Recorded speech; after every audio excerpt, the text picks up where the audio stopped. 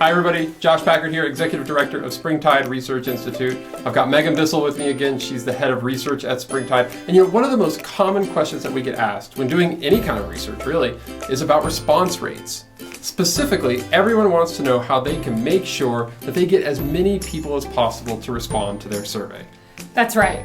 If you're going to spend time, money, and resources on collecting data to inform an organizational plan, you want to make sure that you're getting as much of a response as possible.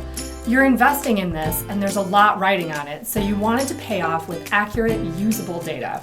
Yeah, that's exactly right, Megan. Maybe you're doing a member survey or an employee engagement survey to help inform a strategic plan, or maybe you're just asking stakeholders what they think is most effective and least effective about your organization's offerings. These are all important opportunities to inform your organizational strategy, and high response rates are absolutely critical to making sure that your data are as accurate and usable as possible. But we're all inundated with requests and emails, and survey fatigue is a real thing.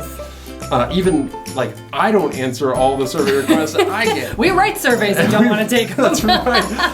Fortunately, we've learned some key tips and tricks over the years to help you increase the number of responses you get. We call these the 4 I's for improving response rates. The first one is investment. Response rates go up when people see themselves as being invested in the organizational outcomes of the research. For example, a teacher is more likely to respond to a survey if it is about their school. A teacher is less likely to respond to a survey they get from a National Teachers Association, and even less likely to respond to a survey from a tire company, even if they just purchased tires. Make sure that you're working hard on your communication plan and research design so it's clear how people's responses will impact their experience or concerns in the organization moving forward.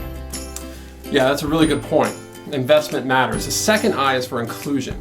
Response rates often suffer because organizations, they just really don't make the explicit effort to include groups and subgroups of people who share a common identity and affinity.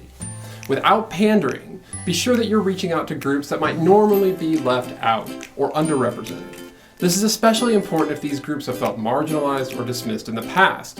You need to make a special effort to meet them in ways that are convenient and accessible for them. Next up is intentionality. Lay out a clear plan from the very beginning that lives on a website where people can learn about the why of the research effort, see exactly when they'll be able to view high-level results or findings, and understand how the information will be used to inform organizational decisions. Update the website regularly with progress and any new information about impacts to organizational strategy, mission, and vision. Although the connection between data and decisions may be clear in your head, don't assume that it's clear for others. Lay out those connections intentionally. This will help people feel invested and included. That's maybe the I that is most often left out. Left out, yep. People just, it makes sense to them in their heads. They know why they're doing it, but getting that out to the rest of the organization is often a giant missing link. And people really like to know where their voices are going to matter. Absolutely. And that they're going to matter. So finally, there's incentives. Think about incentives that you can offer to entice people to participate. Now, immediately when we think of incentives, we think of money, but incentives work best when either everyone gets something small or a few people get some larger items. So incentives can quickly break a budget, as we've seen. They can, yeah. Yeah, so it's helpful to think about things that you already have on hand other than just cash. And you can think about things that people would find valuable that your organization already has access to. So in the past, we've seen free conference registrations, free webinar subscriptions, organizationally branded merchandise. Who doesn't want swag? Right, everyone wants t-shirts. These kind of giveaways all work as effective, low-cost incentives. Ideally, your data collection plan will include all 4 of these I's. But don't worry if you can't get to every one of them. Even if you can just do a couple, you'll see the impact in your response rates and the quality of data that you're able to collect to inform your organizational strategy moving forward.